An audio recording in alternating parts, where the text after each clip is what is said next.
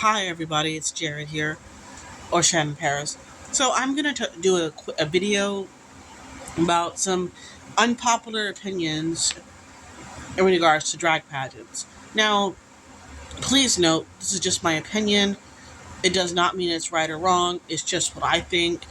It's not any. No one is speaking for me about it. It's just what I think and how some things that can be changed. Some things that I feel like some of them are positive, some of them are objective, some of them are kind of negative. So interpret it how you will, but by no means do I think that. I mean, people think that pageants are dying because of support, but and I do happen to agree with that. But there's other things that I would like to say too. Take it for what it is, and that's how we do it, or how I interpret it anyway. The first one is interview. I personally present as natural as I can. I do put on natural makeup. It is for like when you do interview for pageants, you say it's a job interview. You dress up. You dress in an interview dress or suit or dress. It's what you're comfortable in. I had to go through a variety sorry, of different approaches to find what works for me. For most of the time for interview, I wear dresses that I like or I'm comfortable in. Of course, it's not like I'm not wearing a dress that I would wear to sleep in or anything like that. It would be something sensible. Sometimes I'll wear a peplum dress, which I've never really been deducted on fashion wise for an interview, and that's I don't wear a wig in an interview. I wear natural makeup and I wear a nice dress, for a job interview. I personally save the drag for the stage because then people are surprised about my transformation on stage, and people to this day are still surprised by my transformation on stage. How much I can go from looking like this to looking like in the way I do on stage. Number two is while winning is the most important part. While winning is not the most important. Sorry, you know, you have to keep in mind that you don't travel across the country to lose. Of course, you're more likely to lose than win. We all go through that as pageant people, but you don't go to lose. You have to go with that mentality to win. So you're not because if you're traveling across the country, if you're gonna lose, then you're gonna lose. I never know. I know people who I used to be really worried about who's competing all the time, and it kind of just didn't really progress. Lately I've been worrying more about myself and what I can do because that's your best bet. You- Also, understand the end game of your pageant. Now, if it's a local bar title, you know it ends there.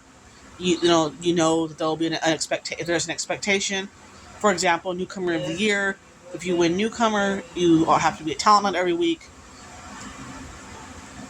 You know, and you get paid. You know, that's just I'm sorry. That's just how it works, and it's also could be a gateway to bigger things. But for example, like for Diva and the bigger pageants, if your end game is nationals, then you have to go with the intention that you're going to go to nationals, because if you qualify or win the title, you have to have there is that expectation that you have to be there. Of course, there's always reasonable excuses, but we'll get to that later. Understand your end game, because some people don't realize when you sign up to do US of A, whether it's a local prelim or a state prelim, some people say I can't go to nationals. You have, especially if you have a lot of time to get ready, take that time to get ready, fundraise, save your money, do what you got to do, because that's how it works. For also, your promoters are not ATMs. It's not your promoter's job to pay for everything. Your promoters they pay your cash prize, they pay your entry fee, and if you do the prelim and you win or place, Usually you'll get your hotel stay covered, stuff like that. But beyond what is promised in your contract, they don't have to do anything else. You can get lucky. Sometimes you'll get lucky and you'll have a promoter that does everything for you. But be prepared to take care of yourself. Don't rely on sponsors either. I'm one of those people that, while it's great to have sponsors and all that, and they will always be recognized in my book, I don't expect them, and no one else. You shouldn't either. Number 5 is, if you don't honor your obligations as a title holder or at a prelim, be prepared for the consequences. Now, that if you don't show up to nationals for a non-health, non-personal reason, non-family reason, I'm sorry to say, you need to face those consequences. When I didn't show up to nationals and I was homeless and had personal reasons happen, I got suspended. I had to serve that a year, but I paid my fine and I moved on and I was able to come back. That's the only reason why I got suspended. I would not have gotten suspended any other way. Of course, like I said, of course, if you have, a death in the family, you're ill, you get COVID, family emergency, those are all completely understandable, and you just have to let your promoters know in advance that you're not able to go after all. Number 6 is finding what you're good at, and stick with it. Now, but but what you're good at does not win, I think you shouldn't do it. Because when you compete for pageants, you have to go to win or place, because if you do something that's risky that doesn't always work, like for example, my flags, I enjoy doing it, but I'm not doing that because I couldn't place with it, and I can't win with it locally either. I have to do something else, and I found something else to do that works, that's starting to win a bit more, so that's what I'm going to do. I also think that systems need to be integrated. A lot of people say that's unpopular. Some systems are slowly integrating, but US of A is one of them that does not, among other systems. I don't feel like there needs to be separate divisions, or at least, the whole born female, born male. Yes, I'm born female, but I'm a trans man out of drag. I consider myself a drag queen. And I don't think that using that verbiage is fair to anyone. I think that having separate divisions just makes it more harder for people to go on stage and do that. It also makes people think that you're being transphobic, and there are people who say to be grateful for having those divisions, and I don't agree. I think we need to just integrate them. If you, like, my ID says I'm male, but I can't compete in regular US Civic or at large because I'm not born male. That's just in their handbook. I can compete for Diva because I'm born female.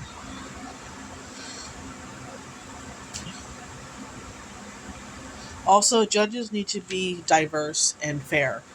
Some judges, not all, most pageants I've been to are fair, and diverse, but try to have a diverse panel, because at the end of the day, if you have the same 3 or 4 judges at a pageant, they're going to probably give you similar results, and it'll be a bit predictable.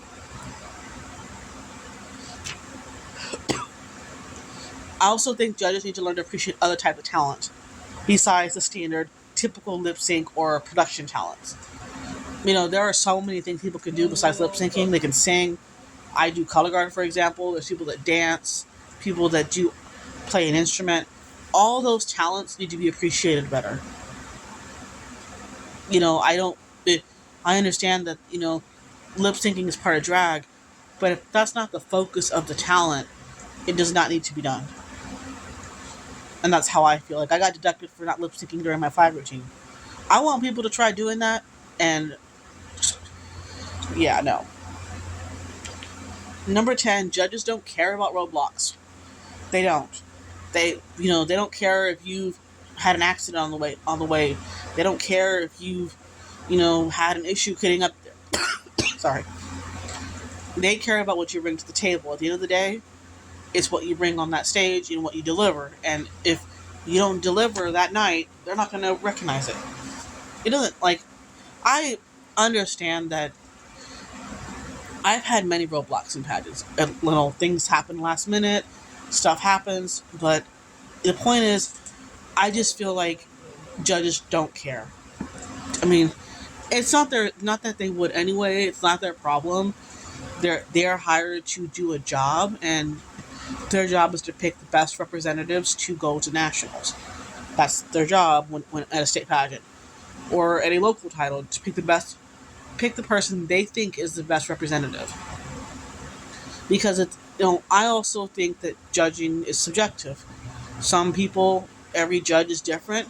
Some judges may love what you do, and some judges may freaking hate what you do. I mean, that's just how the pageant cookie crumbles. But I know these opinions are just opinions. I feel like they're unpopular, but I'm still trying to get myself going for new. I've pretty much everything for newcomer, and I'm just almost done getting everything for diva. It's just getting, I can't do it all in one check because I still have bills to pay and stuff like that. But I'm pretty much doing it on my own. I don't have a lot of sponsors myself, and like I said, I don't expect a lot of sponsors. But if you can sponsor me, even $5 or $2, you will be recognized. No matter how much someone gives me, whether it's from 1 to 50 or more, or 1 to 5 to 20, whatever, they will get recognized. And I'm trying to find a makeup artist for my pageant, and I have not been able to find one. But I'm also like, well, maybe because my drag sister Jackie can't go now, because she has to work, and it takes place just before the holidays, and she can't get that time off, which sucks, but it is what it is. I have to, manage on my own and do what I gotta do. But if there's any other, I will keep y'all posted about what's going on. I'm entered for the regionals for the flag for MA, but I'm also entered for diva and show me state. But I'm also just been on the fence about show me state too, for the simple reason that it's later on, and I don't want to put my eggs all in one basket, but I haven't made any decisions. Like, I'm still, like, I'm gonna do show me state. It's just I have to make sure that everything is lined up. All right, well, I'll let y'all go, and I hope to see y'all soon, and I'll and see and hope y'all have a good day.